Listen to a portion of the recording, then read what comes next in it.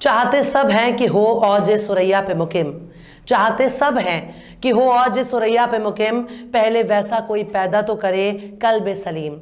सलाम, नमस्ते, सत श्री अकाल। मैं हूं आपके साथ हर्षिता मिश्रा और आप देख रहे हैं टाइम्स मेल। इस वक्त अमेरिका से खबर आई है कि कुरान पढ़ने के बाद ईसाई पादरी ने एक अल्लाह, आखिरी पैगंबर और एक किताब पर अपना ईमान लाकर सबको चौंका दिया है। लेकिन इसके उलट भारत का मुसलमान दिन रात अपनी किस्मत पर रो रहा है। तो वहीं दूसरी ओर अमेरिका में ईसाई पादरी ने इस्लाम अपना लिया है।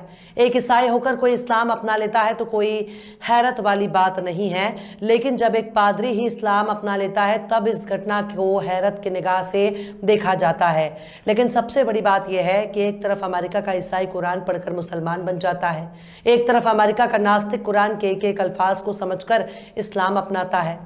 वहीं दूसरी तरफ अखंड भारत का पैदाइशी मुसलमान एक नंबर का अंगूठा छाप नजर आता है।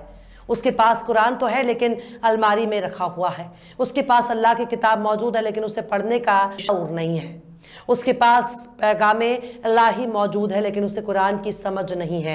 उसके पास सब कुछ है पर उसे समझ में नहीं आता कि इमाम साहब ने जुमे की नमाज में अरबी में जो खुतबा बयान किया, आखिर उस खुतबे में इमाम साहब ने क्या कहा है, क्योंकि अरबी ना तो अखंड भारत के मुसलमानों की ज़बान है और ना ही उसे समझ में आता है। खुद इमाम साहब भी लफ्ज़ बालफ्ज़ कुरान को अपनी ज़बान पे बयान नहीं कर सकते हैं। उसके लिए उनको अरबी सीखना होगा, क्योंकि इमाम साहब भी उर्दू बोलते हैं, बंगाली बोलते हैं, तमिल, तेलुगु, कन्नड़, मलयाली, पंजाबी बोलते हैं, पर अरबी नहीं बोलते। रट्टा मारकर कुरान रट लेने से भले ही कोई हाफिज बन जाए, लेकिन कुरान का इल्म उनसे कोसों दूर है। ये ठीक वैसे ही है जैसे सारी दवाओं का नाम आपको जुबानी याद है लेकिन आपको नहीं मालूम कि उन दवाओं का इस्तेमाल कौन सी बीमारी में करना है। इसी तरह से अखंड भारत यानी हिंदुस्तान, पाकिस्तान और बांग्लादेश के मुसलमानों को तब तक कुरान का इल्म नहीं होगा जब तक उनको अरबी का इल्म ना हो जाए। लेकिन अमेरिका वाले आखिर कुरान को कैसे पढ़ते हैं? अमेरिका वाले आखिर कुरान को कैसे समझते हैं?